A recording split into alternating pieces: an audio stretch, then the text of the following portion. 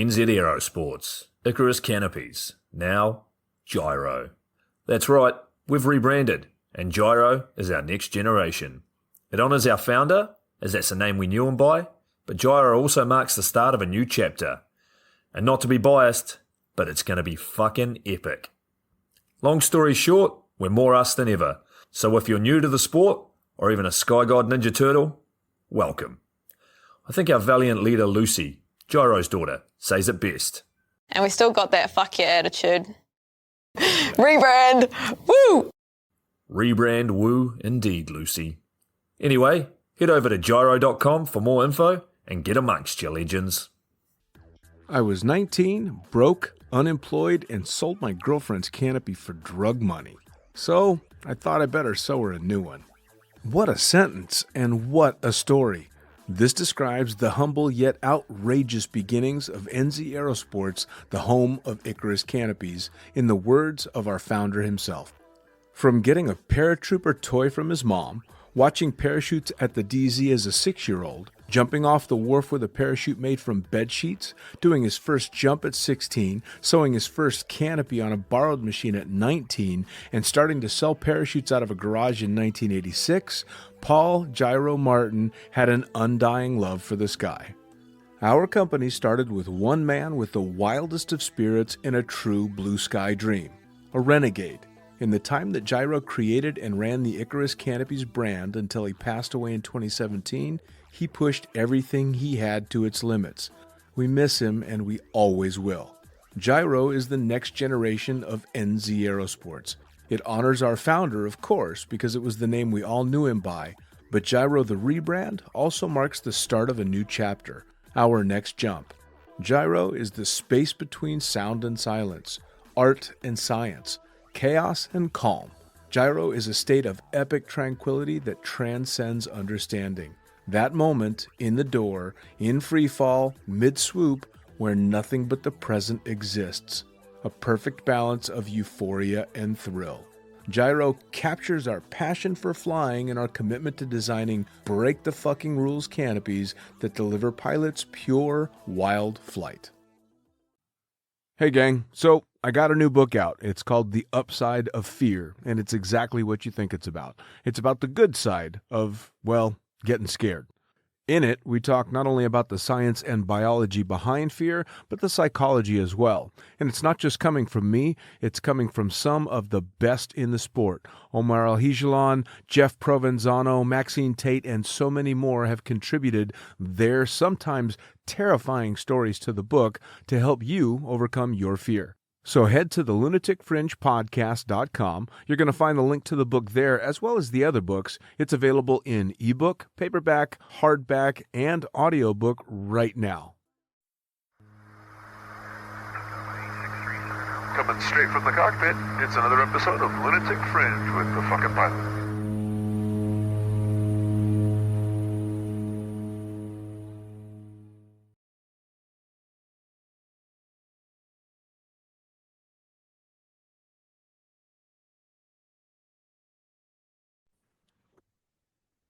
Ready, set, go! Back in the can for another edition of the Lunatic Fringe podcast. And this motherfucker right here, go ahead and say it. Who are you? I'm Ray Kubiak, and Ninja. I love teaching people how to fly. It's been a minute. We got to catch up not that long ago, but it's been a minute, and you've had a whole lot of shit going on between then and now. Yeah, yes, I have. Yes and no. There's room for more. You know? Well, yeah, well, and all kinds of shit's come down the pipe with, well, we'll get into it, but old shit's fading away, new shit's coming up, and all the racing kind of crap and stuff, so we got some ground to cover. Yeah. So, First off, for anybody that's not, anybody stupid enough to not listen to the shows that Ray Kubiak has done on this podcast, who are you? Tell them how you got started in all this shit and what you're doing now. Well, I started at Flyaway, indoor skydiving in Vegas, which then became Vegas Indoor Skydiving, and we're going to be talking about that here. Yes, we are. 20-something years ago. I like to say over 20 years ago because it makes me feel better. Yeah. And then since then, I've just had a passion for it for flying and for leadership. And it's transitioned throughout the years. My why is I've been able to reinvent the why, and I feel like it's God or something divine that's just that keeps me in this game.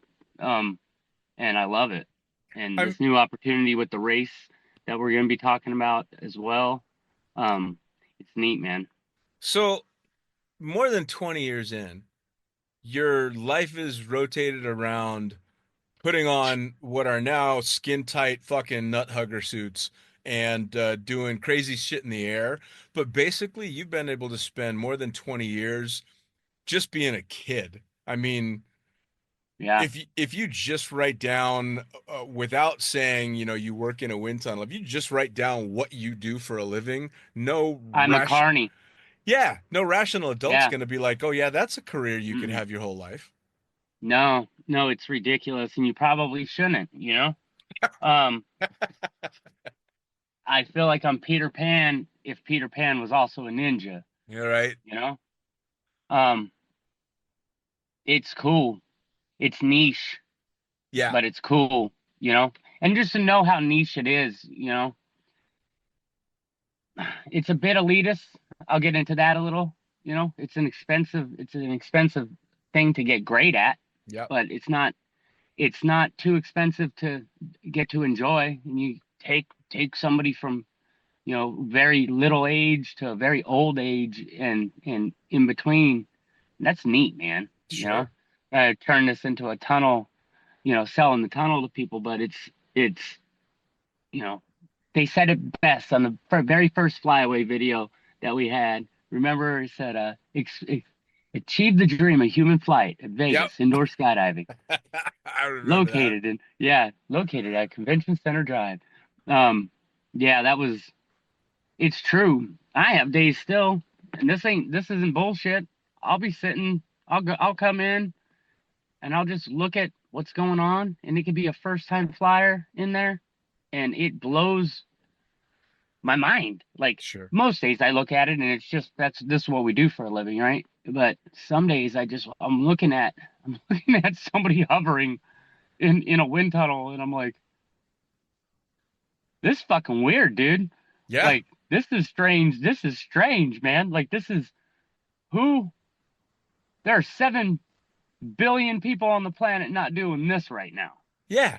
Yeah. You know, I heard that from a Down Under Dynamics. Mason Corby said, or a Duke said it on one of their competition platforms that they were running. And we'll talk about that too, because that's really neat. So we got a ton of shit to talk about. That's enough about me.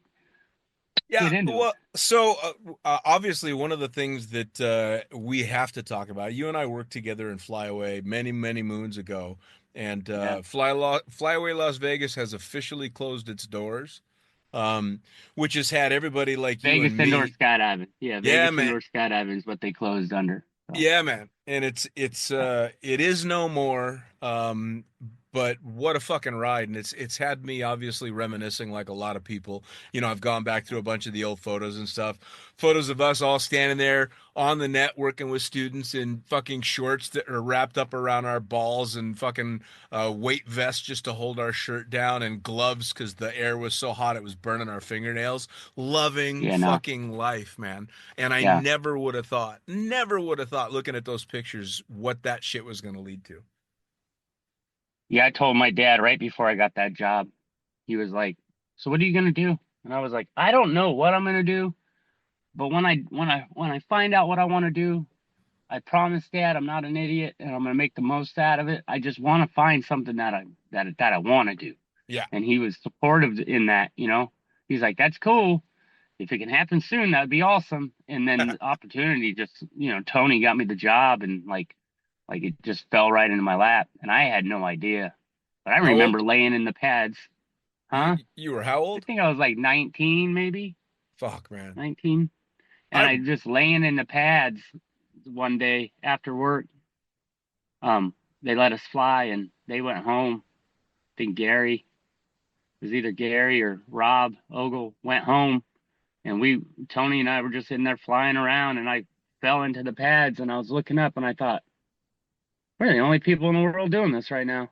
Yeah. And that's crazy. Like, Yeah. I remember thinking, that's crazy. Like, Well, that was the wildest part of it back then, right? Was because there was no iFly. There were no tunnels no, in every fucking city. There were two tunnels. no, There was Pigeon Forge in yeah, Vegas. That's it. yeah. You Well, know? and then there was Switzerland. Fort Bragg was open back then, I Yeah, but think. Bragg wasn't open to the general public, was it? No, no, no, Yeah, no. that was strictly Yeah, military. yeah. There was no way you were getting in there. And then, yeah, the Switzerland tunnel. Remember the yellow and blue The padded one outdoor that one. they Yeah, were yeah. going. Yeah, they were going. By the time I was in the picture, and then there was other weird tunnels. France had one called the Twister. That was short lived. I was bummed I never got to fly in that thing. Um, yeah, there's a whole rich history that is outside of America, or I'm sorry, the United States. You start world traveling, you realize that it's pretty pompous to just call this place America because South America is America as well, like Yeah, North America, South America, for the U.S. Um, I want to broaden people's horizons to like what happened, what was happening in Europe during that same period of time because Sure. they were experimenting as well.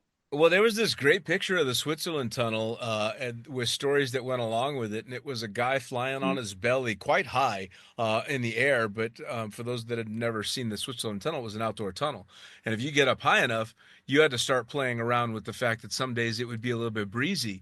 And this beautiful picture was of this guy clearly not over the fucking net, and he was flying that air column that was getting blown sideways, and I yeah. remember looking at that going, that is the most fucked up looking picture I have ever seen. Right, it's crazy. Like you take a ping pong ball and you put it on a blow dryer, you can turn the blow dryer and the ping pong ball won't be over the hole anymore, but it will still be in the Yep. being held by the It, walls of the wind. in That's that pretty cool, huh? column. Yeah, man. I mean, Yeah. but you're right. So, Back then we were one of a very elite group of people that not only got to fly in the tunnel on a regular basis, but especially the staff that would have our staff flight at the end of the day. All the lights are off downstairs, and you're right. We would be the only fucking human beings on the planet flying in a tunnel when that was happening, which is something else. yeah. So I got an opportunity when I was in Abu Dhabi to hang out. Man, I was hanging out with Philip, who started on an open air tunnel. Um, and then there was Johnny, who was also open air tunnel, and um, dude, a whole bunch of dudes from Lafayette, like, and like those open air tunnels, and we were like the open air, like, and they're all the ninjas that are still doing it now, and they Yep. started like real similar backgrounds, and we have like real similar trick styles, and it was cool, man. I was Yeah. like, I found my people. Well, I'm I home. remember as shit was starting to take off in the wind tunnel stuff. I think the first iFly was getting built, or at least the first one that I knew about, and they were talking about wall to wall air. And all of us Right. were like, "Oh, that's That's insane. gonna be dangerous, You right? got to That's have the where. pads. There's no way that's going to be so stupid." Yeah, we were How do you fucking get wrong. people? How do you get people in there? Like, how do you expect them to get out? I remember having all these questions. Like, oh, that's going to be sketchy. Yeah, Could you imagine? we were Yeah, I so remember wrong. that. But Yeah, oh, so yeah, so 100%. you take me back to some of your fonder and maybe not fond memories of Flyaway. Like, what sticks out to you? Dude, what sticks out to me, like I was with Tim Best, right? And we had a long staff flight. Boss had went away. Boss was home, and we were abusing the privilege, and it was hot as hell in there. Like it was hot, like stupid hot, like probably 150 degrees. I Yeah, don't know what that is in Celsius. So stupid hot. can you do the math? Yeah, it's stupid hot, right? And Tim and I were got this bright idea that we wanted to brand ourselves with the net. So we took our shirts off and we were trying to burn the net pattern into our body. Like I was trying it right here, right? I was like laying down and I was pushing it on there and it hurt, man. It burned. And to think like, yeah, it was pretty not sanitary. And yeah, it didn't really stick, but I really wish it would have. That would have been a cool brand. Like it would have turned, it would just look like a hashtag now. Like, Yeah. what is the hashtag for? Like, no, that's the net burn. Like, You know, burn myself on the net. if I had fucking thought about it, I would have, if I had known that the tunnel was getting shut down, I would have asked them to cut me a chunk of that net and sent it Right. out to me. I would have loved to Yeah. have just had a fucking Framed chunk. it. Yeah, man, just had a chunk of that Yeah. net hanging up there because that started the whole thing for me. I mean, it was Robert Ogle was my first instructor and gave me the Hmm. what I'm sure now was a bullshit line, "You're a natural," because of course that just got me to spend more fucking money. And Oh, you were a customer. oh yeah, dude, I started out as a customer, man. I went out, Robert was my instructor. I was the only one in my class at the time because it was in the middle of a fucking like Tuesday. And I ran across the street in the goddamn jumpsuit to the ATM machine to get more money so I could keep flying. Like Dude. I wasn't fucking around. And then I just ran out of money. I had to beg him for a job. I'm like, I'm broke and I need to keep coming here, so you gotta fucking hire me. Yeah. I remember Vic Papadoto Oh, yeah. was at the tunnel. It was on May 9th. He died on May 10th. Yep. This was on May 9th. I had found John Pinion had sent us. I'd been trying to fly on my head in the tunnel, I remember. just stalling it, stalling it, stalling it. Then I saw this video John Pinion sent to Foo Fighters, There Goes My Hero. And this fucking guy's in there on his head, and he turns 360 and he stops and he turns 360 the other way and he stops. And I looked at the suit and I looked at the suit and I went, there's one of those upstairs in the boxes, Yep. in the back. So I was like, that's all I could think of. So I ran up there and I grabbed that suit and I was like, fuck yes, this is it. And I put it on and I went in the tunnel and Vic was looking through the glass by the door, the door glass, not the Yeah. gallery glass. And I was trying and it was stalling for longer than it had. And he looked at me, he goes, hey, when you go upside down, look at me. And I went, all right. And I flipped on my head and I looked at him and I just stopped. Yeah. And I was just like, I'm doing it. And like I had to balance like all those trial and errors of like trying to stay on the column. Yep. Like I just stuck it and I was like, I'm doing it. And the suit just caused a big burn. It was ripping across head down. It would happen super easy. It just ripped.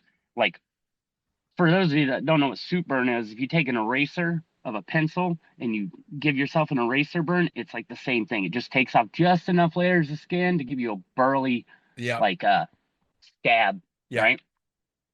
And luckily that kind of scarred. Some of those kind of scarred a little bit. Maybe my skin healed. That sucks. Anyway, yeah, so that was a cool moment. And then the very next day, dude died, and that sucked. Yeah, man. Yeah, that was bad. That whole thing too, because Vic really got hooked on the tunnel. He was really enjoying coming in quite a lot. That's where I got to become not great friends with him, but at least friends with him. And of course, he was shooting video out at Skydive Las Vegas when I was out there. So he'd come in all the time with Sammy Popov, who his solution to being able to fly on his head, because he was like me, shorter. He doesn't have the fucking surface area you do. He had that gymnastics ring that he would rope to the walls and Right. use it that way, which was That thing was cool. yeah, man. For what we needed, it was perfect. But I remember seeing you getting on your head on that suit, going motherfucker, because there was no way it was ever going to happen for me. At 6'9", fucking 190 pounds with Yeah, that, just wasn't going to happen. the trade-off was that you were desirable to women. You know what I mean? Like, you poor thing. Like, I'm over here flying on my head single in a bed, flying on my head single in a bed. That's a bar. And Yeah, there's the princess, bro. Like, grass is always greener. Johnny Depping over here, Top Gunning. Like, Oh man, you were like a majestic unicorn. Like, you had the bullet bike, the skydiving thing. Like, yeah. You were good dude to look up to. I was like, man, I could do that if I got in the gym. Well, I But, mean, you the funny thing, and we've told the story on the podcast before. You came in yeah, as probably the worst fucking flyer I've ever seen, and then yeah, very, very quickly turned it around. The light bulb came on for you real quick, and you went yeah. from he's gonna die to he's killing it. Once I felt my feet, once I Yep. felt my toes, Yeah, you know. man. I tell that story on that podcast about old Sergeant Major. I don't know. Wiggle your toes. Let loose. Let's hear it. His name is Bill, Bill something, and he was a Golden Knight, and he taught me two things. Well, first he woke my body up. He was like, "When you get in there, wiggle your toes," and I was like, "Oh, okay." And I got in there, and he looked through the glass. He's like, "Wiggle your toes." I was like, "Oh," and I started wiggling my toes, and he's like, "Wiggle your toes," and I started wiggling my toes. He's like, "Come here." I came out. He's like, "Take your shoes off." Okay, I took my shoes off. He goes, "Get in there." He's like, "Wiggle your toes." And I was wiggling my toes, and all of a sudden, I knew Kung Fu, man. I was Yep. like, "Holy shit." He also taught me how to track, like, because when I would turn and track, I would just, Yeah. you know, Well, and he goes, "All right, turn in." What? you were a natural fucking tracker when I took you into fly, because all you do is track face first into the wall. That's right. That's right. Um, so like when I turn, he goes, "Turn and track at me," and I turned and I started tracking. He's like, "That's your problem," and he was pointing out that my shoulders were rolled back like that. All right. He's like, "Cup around my fist," and I cupped around his fist. And he's like, "Do that next time," and I did that, and I took off like a rocket. I was like, "Yes, this is awesome." Yeah, man. Well, I Yeah, vividly remember you and I had been working together for a while, and Kevin Love was coming out to the tunnel and working, and we got you out to Gene, and got to see your face light up on that first tandem with you, trying to do style moves on the front of the tandem and shit. Man, that was such a good time. yeah, that was fun. Yeah, I don't know where any of the, I know where the boxes are, but I don't know where a VCR is to watch it. So Oh, dude, speaking of, man, I've got fucking 78 high 8 tapes and like 100 and something mini DVs. I'm begging people right. for cameras so I can start to convert this shit. Yeah, And yeah, there's yeah. a That'd there's a be lot of tunnel stuff. I guarantee you're on some of these tapes. yeah, yeah. I got a bunch of that stuff too. I got some of it converted, and it was kind of neat Yeah. to watch. But then now that's on a USB stick, God knows where, right? That's Yeah, of just the way it, course. Of yeah, that's the course. way it goes. So, I get the call from Brad Hess. First, Martin Christensen reached out to me and asked me if I wanted to be, if I could commentate for the race. And I was like, yes. And then a month later, which was about maybe a week and a half before the party in Vegas, Brad reaches out and he was like, "Hey man, can you make it to Vegas for this party?" And it was the same day I was traveling Ah, to Abu Dhabi, and I'm gutted from it, right? And I had a weird transition go on in my head, and it was like, I want to be with family there. I need to be there in Vegas. But then there's this new thing, and it really is a new thing. And we haven't had a new thing in a long time, sure. you know? And I, so it was like I was looking at my past and my future, and it's like a crossroads. The ticket's already paid for. I'm going to Dubai, right? Or Abu Dhabi. But it was a weird split in my, like, I was like, man, it's really fly. It, I'm gonna say flyaway, but Vegas indoor skydiving, like Tennessee's closed now, Yeah. and Vegas, like we don't have one anymore. Yeah. And to most people, they don't care. No, of Like I fly course. people all the time. We fly people all the time. They're like, "Yeah, I did this once in Vegas," and they don't even see a difference in this modern day clean facility and All like right. that like a sane asylum, like the padded room. Like they don't. Adrenaline's crazy, right? Yeah. And it's a wonderful drug. Yeah. It was, I Then mean, I know exactly what you're saying, that it's very yeah, bittersweet watching it go, I mean, because I had great right. memories and I had shit memories from the tunnel, but overall, my experience there, honestly, just like you, it changed the course of my entire life. Everything happened for me there. Like like I met my first real girlfriend there. Yeah. Like my first real steady girlfriend there. I learned how to talk in front of people Hmm. there. I learned how to be confident. I learned how to dance there. Like I would go to clubs and I would just pretend like I was flying and I Yep. turned into a gangster. It was like I just channel whatever I turn into when I fly into dancing. And then I was able to anchor that through like leadership trainings Yeah. and everything. Like it was cool. Like I became diabetic in that tunnel. Like I started flying before I was diabetic, right? And then yeah, it was, and that doesn't seem neat, but it was. I had all four of my wisdom teeth pulled, and didn't have to pay for any of it because Yep. we bartered. Uh, Diana bartered with the people, and she got them a 30-foot Subway sandwich, like platter thing. A big sandwich came, Right. and I was gonna pay the tunnel back for the time and for everything, and she was like, "Don't worry about it," which I thought was super cool. Hell yeah. And they did a great job. Didn't get dry sockets or anything. Um, Well, and not my to mention, skydiving, my skydiving, my first skydives were a barter system, right? We'd fly Jake, and they'd get to come fly, and we got to do really deeply discounted um, skydives yeah. to get our licenses.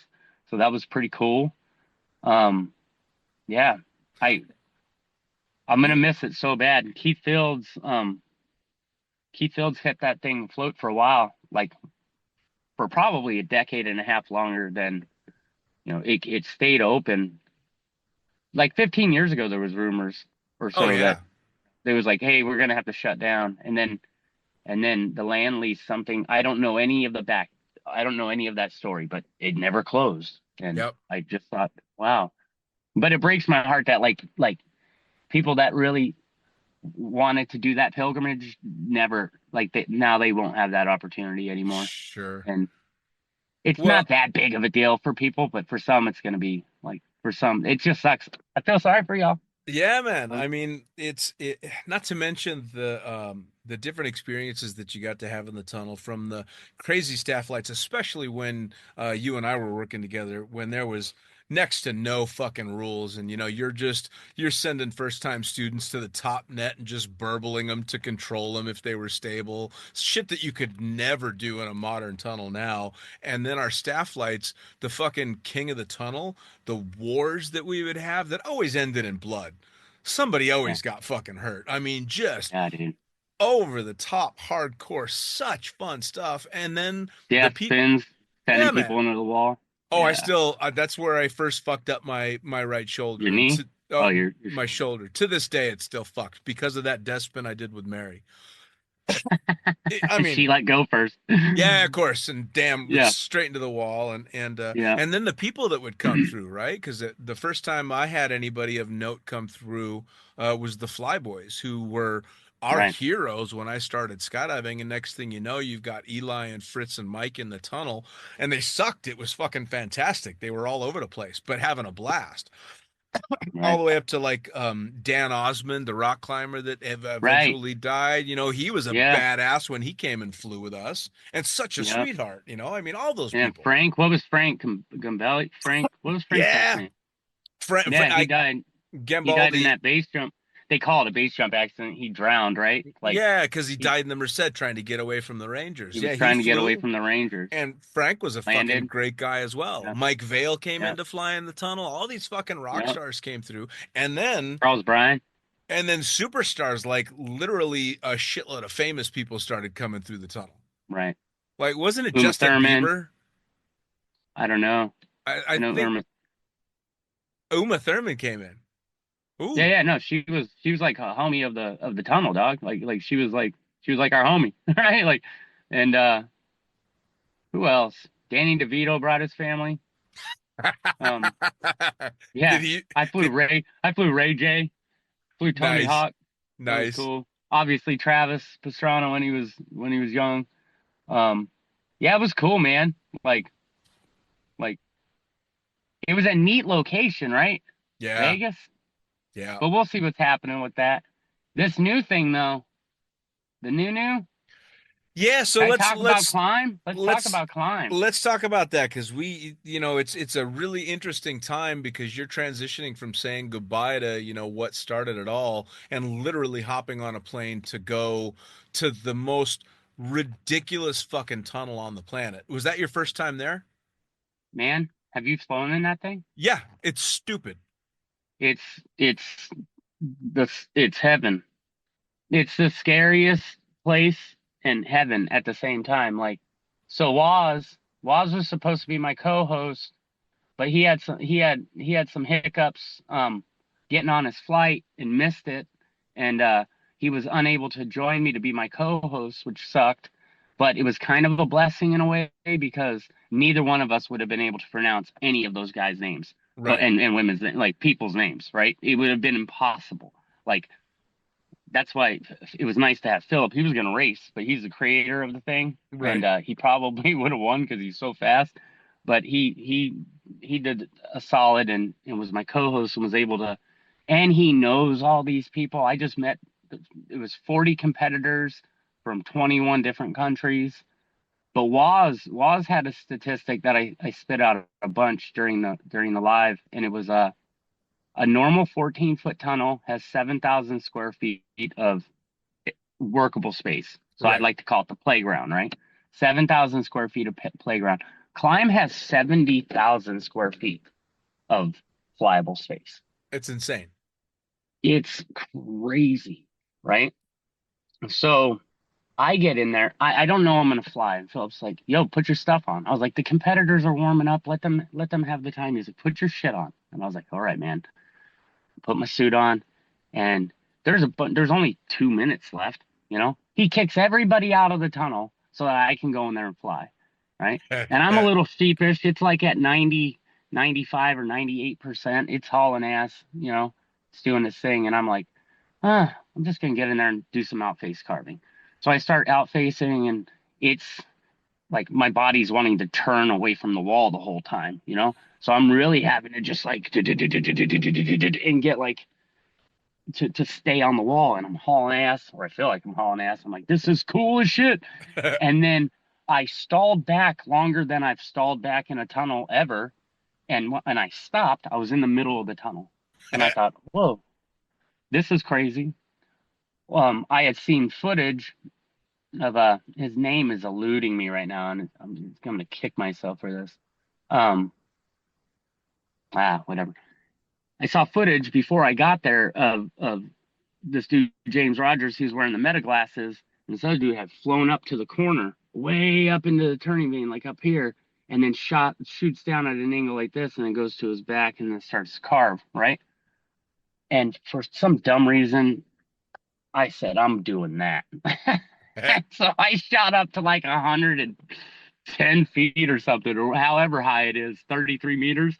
I shot all the way up to the top. I do a huge layout. I get up there, boom, and I'm coming down at the angle. And then I do the transition. I'm like, nailed it, right? Yeah, I nailed it, all right. I had so much speed and thought I knew where the net was. Started to try to carve, and my head hit the net, and my net goes. Oh.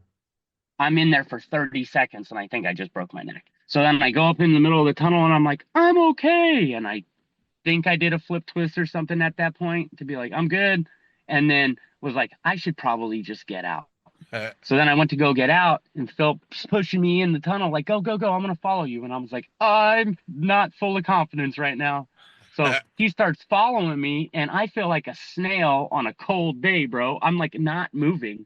I'm like, and he's a rocket, Right. and he's up my ass, and I'm like, I gotta turn it up. I gotta turn it up. So then I go do a layout, and I'm shooting across the tunnel, and I put on the afterburners because I was like, I gotta go. Just be confident, go. And I went and I smashed my left testicle right on the wall super hard. dude, super, super, super hard. Like really hard. Right. Like if I touch it right now, it's probably still tender. Like I smash the wall and I come down and I continue flying or whatever. I'm a professional. I know how to hit the wall. But I got out and in a minute and a half, I almost broke my neck and smashed my testicle on the wall. And I thought, man, I don't know how to fly. I don't know how to fly anymore. Right. Like it totally the legend, right? Like I got all Right. these people that remember the Eloy crew videos and stuff. They're like, "Oh, you're a legend," blah blah blah blah. It's like, yeah, legend, legend. Like that's crazy. Like that is wild. I'm watching people that with like 4 years of experience, 3 years of experience, race around pylons. Like what? Yeah. James Rogers was super. Like I sat on that for a couple days. Like I didn't get back in there for a couple days because we were setting up our live stream and all that stuff. And James Rogers, he was at dinner one night. He was like, "Hey man, I have a bunch of time if you want to go fly." I was like, "No man, I don't really feel like getting in there with y'all and flying. I need to get in there like and just have my process and plug in the parameters of this building." And he was Right. like, "No, dude, take as much time as you need. Do whatever you want." Like, I was like, "Really?" He's like, "Yeah." So I show up and there's this dude, Jimmy. What is Jimmy's last name? I'll remember it. Um, Jimmy gets in there with me and it's like helping the old man across the street, you know? Ah, Like he's just flying at a medium pace and I'm too afraid to take the brakes off, so I'm flying in like half brakes or quarter brakes the whole time. I only want to go as fast as I know I can stop sure. because the pressure when you don't have the walls around you, like the pressure is like there is no wall. It's Yeah. skydiving. It's really indoor skydiving. Yeah. Yeah. Like for real, it's indoor skydiving. And then the third time I get in there was on the last day, and it really I had all I felt like me again, and I got to go in there and fly like an hour or like an hour and a half with friends, and it was like an old school.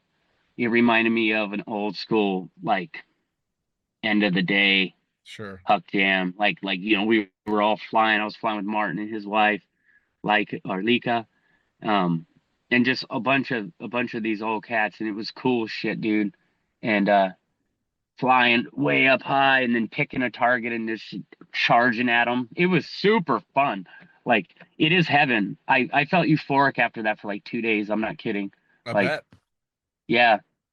But the race itself, we get Martin hits me up. He's like, "Hey, can you bring these walkie-talkies with you? I'm gonna mail them to your house." I say, "Yeah, no problem."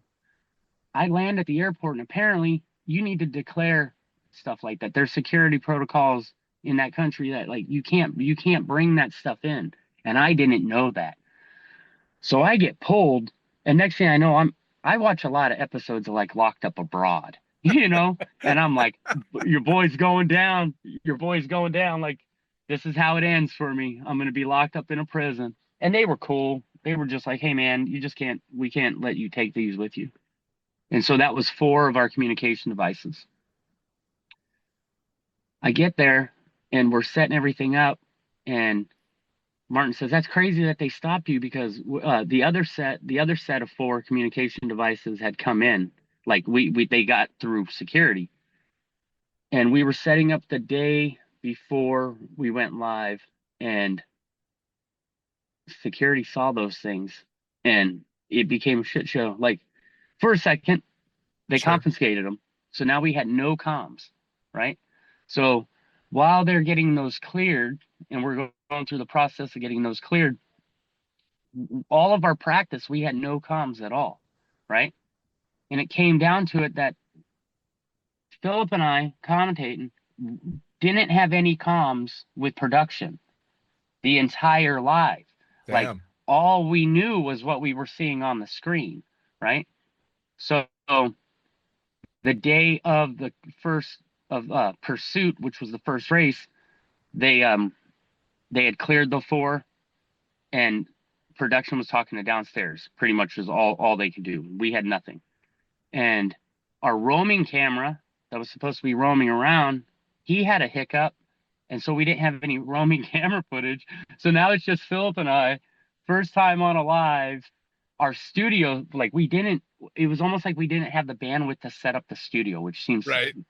silly now, you know. Our lighting was horrible, like everything about it was kind of sucked a little bit, you know. But it was an awesome experience.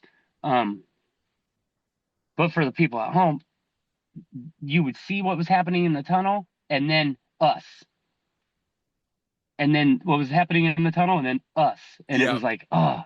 So we all got together at the end of that one, and we were like, we got to do it better than that, man. Like, what can we do? And we just ripped down the whole studio. We rearranged everything. We really came together as a team. And the second and the third day, we had hiccups because it's live, you know? Sure. But if you look at the staff, if you watch that, I encourage you to go watch it, and keep in mind that there was only one dude that had ever done anything like this. His name's Shams, right? And he's a ninja that none of us were listening to. He was trying to tell us, right? But he's a little, he's passive, he's polite, Sure. he's a little French dude, right? Right. And he's just like this calm little ninja. And at the end of the first night, he chewed all of us out. He was like, you don't want to listen. You want to make it shit? We'll make it shit. I'll make it shit. I don't care. He's like, or we can make it amazing. Blah, blah, blah, blah, blah, blah, blah. And then at the end of the second day, he was like, in 20 years of doing this, he pretty much said, in 20 years of doing this, I've never seen a group of fucking idiots like you guys be able to pull this off, you know? So it was a compliment, and it was awesome. But it was neat. Like we had a little Morse code going on the wall because production was right next to us. So they'd just be like, Right. and that meant something, right? Be like, oh. But yeah, it was neat. I'm Well- excited about the race because it's marketable. You can understand racing. Sure. Well, And we didn't have a budget, so that was our pilot episode to be able to pitch people to like sponsor this because it Sure. could be super cool. So well, we can get what from an outside perspective, the footage that I saw was absolute in fucking sanity because I see the pylons floating around, and I had seen video only of one guy that was kind of circling around the outside, so I didn't really have a concept of what was going on. Then I watch competitors all go in, and they're all doing that goofy walk you got to do when the air is up, you know, arms in, tiptoe dancing to get wherever. And then on cue, they all flip up onto their heads in a very tight group, which already, if you can't fly that way, is already impressive. Because I'm watching however many people are upside down, facing the same direction, not fucking moving. And then, even though you can't hear it, I mentally hear a gun because bam, all those motherfuckers are off like rockets, chasing around those pylons. And I instantly went from, I wonder what's going on here, to, oh my fucking God, what the hell is going on? It was so cool. Yeah, it was cool. My favorite of the three races is the pylon race. So one flyer goes and they fly the course, and then they have to land in a box. And at that spot, it doesn't matter how good you are, you can mess that up, and it makes it exciting. Yeah. So in the future, it would be nice if they had to do, like, if it was more like an endurance run where each flyer on the team went 3 times. You know, like you do it, you land, and then the next person has to do it and land, and then you have to reset and do it again and land, and you just keep rotating until you've done it. You know, each person's flown 3, so it's a 6-lap race, which gives you 12 opportunities between the 2 teams for people to screw that up. Right. Like, because if they bobble it, they're disqualified. You get a red flag, and the other team wins. Like, if you mess that up, that landing, then, like, you're out. Like, there's no. And what was nice about the pace, we wanted to have a fast-paced, moving competition. Right. So it wasn't boring for the folks at home. And I think we accomplished that for the most part. We were messing around with camera angles, getting a little ambitious with the camera angles, but learning a lot, you know. And the chat was telling us, hey, stop switching the cameras. And some of that we were able to translate straight away, but that's for future That's for the future ones. They're Sure. only going to get better. They're only going to get better and more entertaining to watch from here. You know, like, Well, fucking the group races that I was watching, it's full contact. Like the oh no, it's full blown. Like, fucking guys getting taken out, going around corners and bashing into each other. I mean, yeah, that's what our tunnel wars in Vegas felt like they looked like, right. right? In order, I've had a couple people reach out. They're like, man, like, because I posted something yesterday about, the camp, and I was like, if you want to race, like, this is the way to do it. And then somebody reached out to me. They were like, um, yo, I want to do that. And I was like, word, yeah, you got to go do one of these camps before you race. Like, you got to go. And the camp is run by Martin and Philip. And what they do is, you learn how to overtake, and you learn how to be submissive. You have to know how to be overtaken and know when to overtake. Yeah. Because the green pylons, we were calling that the Kraken. That's right in the chicane, and it will bring you down to Davy Jones' locker, son. Like, people get stuck in there, and they're like, and they get shot out the top. I saw some of the world's best flyers get detonated on the wall. Like, it is. So when they come around the chicane, how do I set this up so that you can see it? Okay, so let's say they come around the chicane, right? And there's a pylon right here, right? If they're supposed to go boom boom and go around that pylon, but if they carry too much speed and they end up on this side of the pylon, Right. and they're gonna have to go around it, right? Boom, boom, boom. And they have a second flyer that's on top of them. Oh And the yeah. pylon right here, right? And then they go, and this person falls on their leg. Boom! They get all of their energy just goes boom right into that wall right there. So it was like that would happen over and over and over and over and over again if there wasn't a camp to teach people. Like, there's some it isn't safe. Like, this Yeah. isn't totally safe. This is racing. Race car Yeah. driving isn't safe. You've seen the 80 bike pile up in Tour de France type shit. Like, it ain't safe. Like, riding a bike ain't safe, Well, And fuck, if anything, dude, the difference between a car crash and a crash in the tunnel is at least when the car crashes, it starts slowing down. You crash in the tunnel and you potentially speed the fuck up. you could, yeah. No, You it's know? intense. It's intense. We pulled it off. Minimal injuries, no major injuries, and and and some of those flyers might not, maybe shouldn't have, like, maybe they were at the very, I don't want to say that they shouldn't be there, because they should have been there. They were good enough to be there, but they were like, they hit the minimum, Right. and so for the people who are getting in there and they're taking it serious and they're really getting time on the track, and that's what the camp is, like, teach you how to, like, not teach you, it isn't coaching. It's more like, hey man, this is how you fly these patterns. Like, follow me, and get people acclimated to the tunnel first prior to, like, jumping in. Like, you're not going to show up on race day. If you've never flown in that tunnel, you need 15 minutes to just kind of become Yeah. you again. Yeah. Because it's different. Is this an Abu Dhabi exclusive kind of thing? Is it the only tunnel that can handle these events It's the right only now? tunnel that you can do it. Yeah, it's the only tunnel that you could even do this in. The other competition format that I'm excited about is Mason Corby. He brought the footage from in the cockpit. He wore the meta goggles. Yep. And next year we're gonna figure out how to, not every race, but, like, how they do at NASCAR where they have the in the cockpit. Yeah. That shot is so good. And he posted a video. That was neat. He posted a video, and I got the message that, because I told him, hey dude, I'll share your stuff on socials. Like send it to me. I'm excited about what you got going on. And he posted a video, and I get a ding on my phone, and I watched the video. I was like, oh, that's awesome, right? And we start driving to Dubai, hour and a half away, right? Or whatever it is. By the time we get to the airport, it's at like 90,000 views. I'm like, that's dope. Before we get on the airplane, it's like 190, almost 200,000 views. We fly for 8 hours. I can't figure out the Wi-Fi on the plane. We land. Um, it's got like 500,000 views, or no, it had 777,000 views. I was like, this is awesome.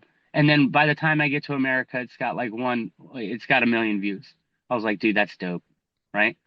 So that's definitely going to be part of the next one. Like, we're not every race, but we will have in the cockpit. Like, we're going to get in the cockpit and you can hear his commentary, and it's loud, but it is in NASCAR too, and it's funny. He says funny shit. Go visit his page, Down Under Dynamics, on Instagram.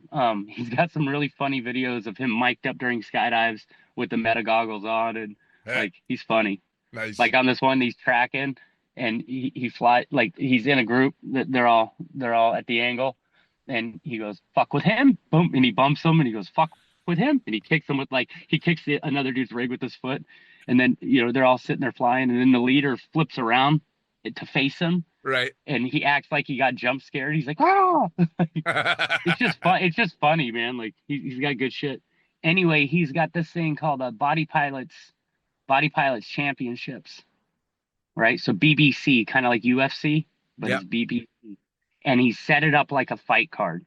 So I don't know who's setting up the matches. I don't know if people are calling each other out in Australia because they're all nuts, right? But he's like, hey, dude, you get, let's say, flyer A and flyer B, right? And for non-title matches, it's 1.5 minutes, 3.5 minute rounds where they follow each other in dynamic lines while doing tricks, while they're doing tricks, right? And if you get the other person to get a penalty, you get a point. A penalty would be like, if I go up here and I throw a cartwheel, and then you go up here and you don't throw that cartwheel, then you get a penalty, right? And what they did for separation, which is brilliant, is there's a line at the bottom and there's a line at the top, right? And this is the middle tunnel where you have to fly, right? Anytime the first flyer is going down, the second flyer has to go down below that line, right?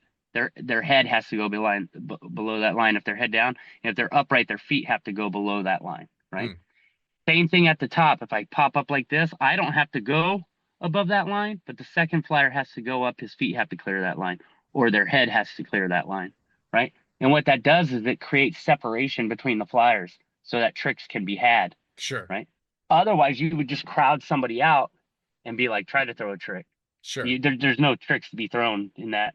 And if somebody could throw a trick, you're not going to be able to follow it because you don't have enough time to see what they did. Sure. You don't have that half second. So that's going to be fun. I see that being like sustainment throughout the year, because he's going to be posting that stuff, and I'm going to be watching every single one of them because it's awesome. The episode 4 that I watched, Dukes, was Dukes? Yeah. I never really met the dude in real life, but I feel like I know him my whole life, right? Right. Watching the Shovels videos back when I was a kid, and just like, they'd be on the edge of a cliff, no landing in sight, dude. Nothing but trees. Yep. They're sending it. They know that there's no landing here. They're sending it. They're like, dude, these guys are built different. So that's exciting. So, and win games just happened. So a lot of stuff going on. Yeah, man. Win games. The race happened last week. Win games happened the last 3 days. Next week is the Body Pilots Championships, and they have a couple title fights. A title fight is 3-minute rounds. Oh, I believe. Yeah. So they take turns. I don't know when they switch leaders. I don't know what indicates that. I'll figure it out. But it's cool. It's something to get behind, yeah. Something to watch and be excited about. And they're doing a bang up job. Well, it sounds to me like it's, especially if you're landing to, 1 million fucking views of that clip, it's obviously getting out there. It's engaging people as well, and I mean, Right. I hate to say it, but the big metric these days, outside of, the people that think it's cool, is what's the engagement on social media, which, by the way, that reminds me, I believe you said pre-podcast you had a bit of a rant about social media. Yeah, man. Like, I've really been enjoying it. Like I like posting little rants here and there, but what I do is I don't really care about like the likes or the views as much. I'm looking at like where in the bubble where it says followers and non-followers. Oh yeah. And anytime I have a video that's going like more non-followers than followers, I start getting real nervous because like i- if I could pick a number to max out at, it would probably be 30,000 would be like the number of, I don't like to say followers because that's crap. Like people that are entertained by the thing, right? Sure. I don't know what you call them. Regular Friends? viewers. Regular viewers. Yeah, that's perfect. 30,000 regular viewers would be pretty dope because I'm staying within the skydiving bubble. I don't want to get outside the bubble. Right. This face isn't made to get tore up by the internet, man. Like, I don't want that. I don't want to go viral. I hate people's comments like that don't know what the heck they're talking about. Like, Right. if I wanted to hear people talk about what they didn't want, like that's why I posted to Facebook. Right. Those are all the people I went to high school with or friends and family. Like, I get the funniest comments on Facebook, but these are people I know, and it's Yeah. like, yeah, give me shit. It's funny, you know. And then on Instagram, it's like, so it's hard, like, because you want it to grow, but not too much. Yeah. Like, Yeah. you want it to grow, but not incredible. Like, and I'm finding a voice in a. I like delivering the messages of what we got going on. You know? Sure. And I realize that not everybody's got a wind tunnel that they get to go play in every day. Sure. You know. Well, I just enjoy the rants that you put out and the commentary that you give, and because it's very much you. I've known you for fucking way too goddamn long. So when I see these Right. videos, it's just fucking Ray talking to me. But Right. he's saying cool shit that I know is going to resonate with other people, which is Right. really cool. Or ruffle them. Or ruffle them a little bit, but Or I ruffle 'em mean a little bit. that's part of the fun too, right? Yeah. I mean, Yeah. that's the thing. I'm lucky with this is I get to do these and have these great conversations and put them out there. And I enjoy seeing the numbers and the downloads that the podcast gets, but I'm fucking lazy on social media for the same reason. I don't want it to blow up. Like, you don't see me, Right. You'll hear me in these, but I'm not putting my picture out there. I'm not showing all the whatever cool shit that I think I've done, because nobody wants to see that shit. And I don't want to get so wrapped up in that it. I mean, we both know it. Shit can take over. Right. I don't want to do that. Yeah, and it's scary to think about. The scary part about that is, like, let's say you wake up tomorrow and one of your videos, for God whatever reason, goes mega viral. Yeah. Right. And now 1 million plus 2 million people or more have access to you. You know, they know where you work, they know where you are, they Yeah. know what you know, and so now you're semi-famous, but you don't have famous people money. Like, you're Yeah. semi-famous, but you don't have semi-famous like security. Yeah, You know, nothing. and people are weird. Yeah. People are strange. Like, they're odd. Like, Yeah. oh, they might want to, like, you might end up in a well somewhere putting lotion on your skin. All right. You know, Well, like, and you also you're gonna get the hose again. you Nobody's never got know what's gonna take off either. I mean, Right. I've had one video that took off to some degree, and it was literally just me sitting on the floor of an otter doing a hop and pop, and I rolled out the door in just a ball and tumbled like nothing. It was the stupidest Yeah. video. Just Did he shot. died? Yeah, exactly. It was we didn't see that parachute open, but I mean, that goes out there, and I see somebody's reposted it, and the reposting has like 150,000 views, and I'm like, Right. ain't that some shit? Because for a skydiver, that's just all right, dude, just got lazy rolled out of the plane for a hop and pop, but Yeah. and you just never know. Right. And you Yeah, see, that one I posted that went viral, that why you want to sit fly so bad. I videoed it, and then I went into the control room and I said, hey, let me talk to you when you get done. He said, all right. He gets done, and I show him the footage. I was like, yo, should I post this? And he was like, hey, that's kind of funny, and that's all it took. I was like, oh, you thought it was funny? So I posted it, right? And then that blew up a little bit. It blew up perfect amount. But that was the perfect amount. Yeah. Because it Yeah. didn't get outside the bubble. It Yeah. didn't go to the stratosphere. And I didn't want it to go to the stratosphere because most people don't have a clue what the hell you're talking about. Right. You know? Right. It's like, Well, and I was gonna say that was the thing with my one fucking video is my posting didn't go crazy. It was the reposting that went crazy, and I was fucking right. just fine with that. Yeah. Yeah. Yeah, I'm that's like, cool. It counts for you though, right? Like you can see that. yeah, absolutely. Yeah. Because I was tagged in it. So as the creator, Right. I was added and all that shit, which is great. Right. But Yeah, I like it. yeah. I enjoy it. And then that launched a little series of like I kind of wanted to help the people that are just starting off. Maybe Yeah. help coaches kind of understand. I don't know. I feel like I have a pretty unique role. I'm an observer and I've been in the service of this community for so long that I don't know how to be the Red Bull athlete. You know what I mean? Like I don't know how to be that dude. Like that's not my role. My role is service. I'm just Yeah. in the service of Man, I'll tell like you my what, staff and I I'm love still it.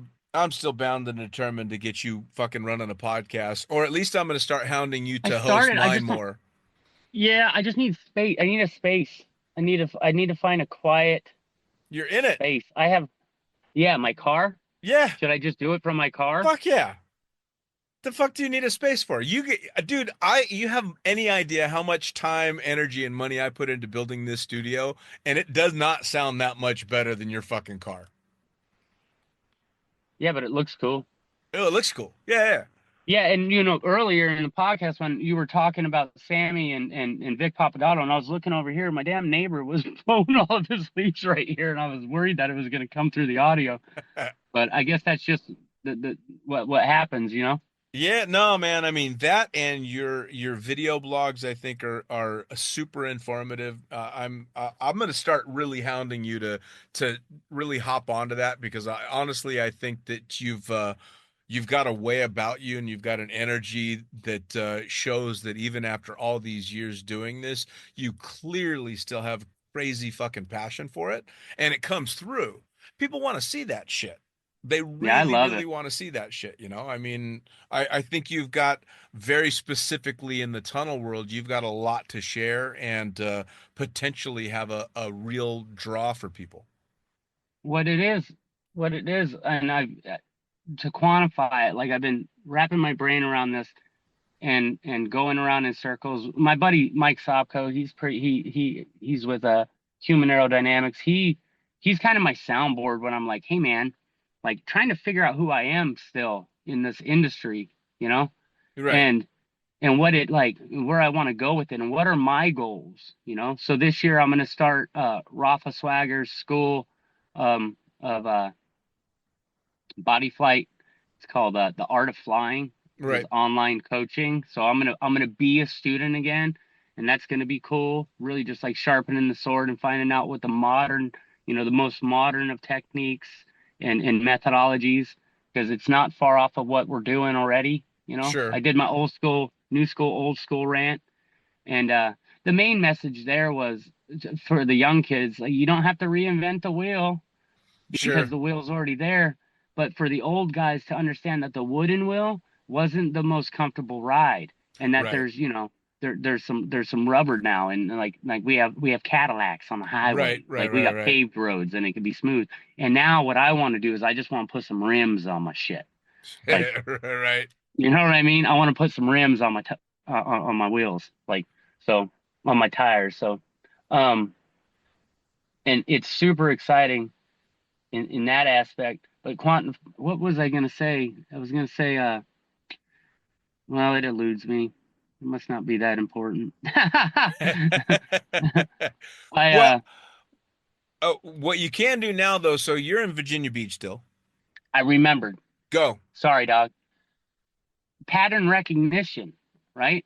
Like I've been doing it so long that I've had so many seasons in this that I start to see patterns. One pattern would be like, why does the staff get sad in the winter? You know, Sure. like right after Christmas and all the excitement ends, and now it's just cold, and like we have a couple more months, and we're not busy and you're not getting enough sun and you're not getting enough exercise and you're sleeping too long, blah, blah, blah. That's a pattern recognition, right? But I can see that through the industry, because I view it through a lens of solution finding, not problem pointing. Like, I'm not pointing out a problem, I'm thinking of solutions. Like, yes, Sure. we have this problem. Why do we have this problem? How do we come up with the solution for it? And that sounds kind of Tony Robbins-esque, but he's the GOAT. He Yeah. does it better than anybody. Like, and he really does. And that's where I feel my contribution in the future is going to come in. And now, like, I feel it happening now. Sure. So I'm excited about that. It's keeping me new. It's keeping me fresh. It feels good. And I don't feel like I have any less passion today than I did when I started. Sure. It's different. It's a different thing, you know? I don't Yeah, need to get in there and fly. But it comes across, But if right? I I can mean, figure it's out- it's a Yeah, I hope passion so. passion for the industry as a whole instead of just being a personal passion. It's one that kind of spreads out and encompasses everything. And Right. it absolutely shows. And what the thing is I love about the race is our sport is elitist in a way. And what I mean by that is it takes hundreds of thousands of dollars to get to that level. Yeah. You know? And we wanted other competitions to kind of take off, but man, like dynamic four-way is super hard to understand. It's not as marketable. Mm. You know? It's really hard to understand. It's even harder to follow. Two-way's not as hard to follow because you can see when they hit the bus line, you know? Solo speed, that's amazing. That's Yeah. super fun to watch. Yeah. Right? Because you know what fast is, and when you only have to focus on one person is awesome. I believe that's a marketable discipline. The race is marketable because everybody understands racing. Like, Sure. you know who crosses the finish line. Now there's things that we have to do, like identify, like, so it comes across better on the live, is really showing where that finish line is or that starting line is. Right. You know, and that will come with a budget. The elitism comes from, like, if you look at people who race 10-speed bicycles, you know, street bikes. That's a $10,000 bike. Yeah. You know, the helmet yeah. they're wearing is $300 helmet or $600 helmet. Yeah. $200 pair of gloves that you Oh, can yeah. get at Walmart for $39. You know, it should be elitist. It is elitist. Like, not everybody can do it, and Yeah. it's cool to have something out there on the horizon for these new flyers that are learning. Like, why make the investment? Well, because it can become something. Sure. So it's not there yet, but this is the first time in all my years of doing this that I'm actually excited. When they teased us with the X Games, I wasn't excited. You know, when they teased us with the Olympics, I wasn't excited.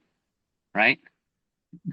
I'm excited about this. I feel like this could become something awesome.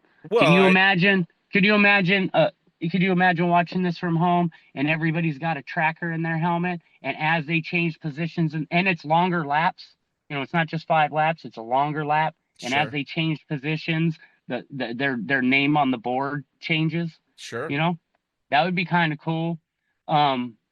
Everybody's in different jumpsuits, their names on them, you know, sponsored by Ferrari or sponsored by whatever. Right. Whatever else goes fast, you know. Obviously there'll be Red Bull. We already have a Red Bull athlete. Maya, she was in the race. Her and Rafa won the relay race, the funnest one. Funnest. I just learned that that's not a word. The most Is fun. funnest a word? Funnest might, yeah. Funner. Funner is not a word. I'm like, bitch, it is a word. You understand what I'm saying when I say it. Like, it's funner. They're like, what's funner? I'm like, you know what I'm saying, dude. Like, I'm sorry, more fun. It's Yeah. a Rayism. It's an everybodyism. It's a good word. It's a good word, dude. Because in that sit fly one, I was like, it's not gonna make your skydives funner. And then somebody in the comments said, he lost me at funner. And I thought, what is he talking about? And I looked it up, and it was like more fun. I was Yeah. like, oh, well, good. I'm glad I lost you. Yeah. Yeah. Yeah. Stay lost. Yeah, I don't give a fuck about the comments either. No. Yeah. No. But we got some exciting stuff on the horizon. I'll be hitting you up. I'll be hitting you up in about 6 months to talk about Hell some other yeah. stuff that I Well, can't talk about right now. and I'm going to So. keep hitting you up because like I said, until you're established on your own goddamn podcast, you're going to come host mine now and then because you have access to and a passion for something that I don't have much of a foot into, which is the tunnel world and names and personalities that I don't know. So until then, you're going to fucking host the Lunatic Fringe every once in a while. God damn it. All right. Yeah, Sounds man. good. I'm plugged Yeah, in. man. I'm plugged in with a bunch of cats I love to chat with. So That's it, man. That's what we want to hear. Yeah. We want to hear passionate people talking about the cool shit they get to do. That's what this is about. that's right. Now, That's right. I agree. tell folks where you're at. Tell them how to find you before we sign off. As long as this doesn't go too viral. No, I'm kidding. I think I'm you're at safe. I Fly Virginia Beach. I Fly Virginia Beach, the best wind tunnel in the United States, located in Virginia Beach, Virginia. And I'd give a shout out to Oceanside being the second best wind tunnel in the United States. But in your face, Oceanside. Anyway, those are my boys. I love them. Fucking man, Ninja, love you to death. Fucking always love sitting down and talking to you, man. It is always puts a smile on my face. It's always positive vibes. I love the fact that you are just as stoked now as when I got to take you in the tunnel fucking a few years ago. And I can't wait to see what keeps coming next because I know you're going to keep pumping up what's coming next. Well, I thank you for having me on. And that helmet's dope. Ain't that the shit? That's the shit, dude. From my friend Olga, hand painted that shit for my birthday with my Upside of Fear for the book and all that stuff. Yeah. Thanks for the plug for the book. Go get that book. Yeah, man. Go get that book. Yeah, you need to stand those books up a little bit so that the world can see them. Yeah.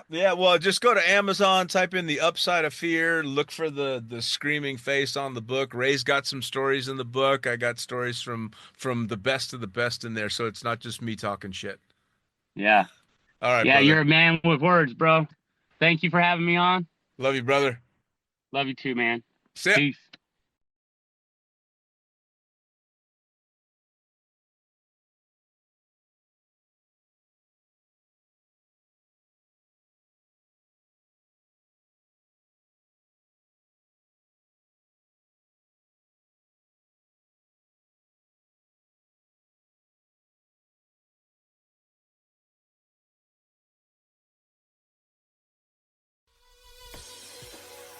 Well, there you have it. Another episode of the Lunatic Fringe podcast brought to you as always by, well, wait, not as always, actually. Brought to you now by Gyro.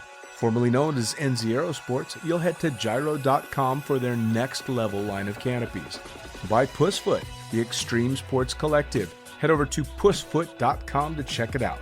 By Summit Parachute Systems, check out summitparachutesystems.com to talk to Jarrett Martin and the gang about kick-ass pilot rigs, rigging courses, and more. By Flyaway Indoor Skydiving, go to flyawaytn.com and check out all the cutting-edge stuff to come. By Pure Spectrum CBD, head to purespectrumcbd.com to check out their wide range of CBD products. And as for us, head to the lunaticfringepodcast.com to listen to any of the hundreds of episodes currently available, hit the link for our YouTube channel, pick up your copy of the Lunatic Fringe book or The Accidental Stripper, and get a sneak peek at upcoming guests. Once again, thanks for listening.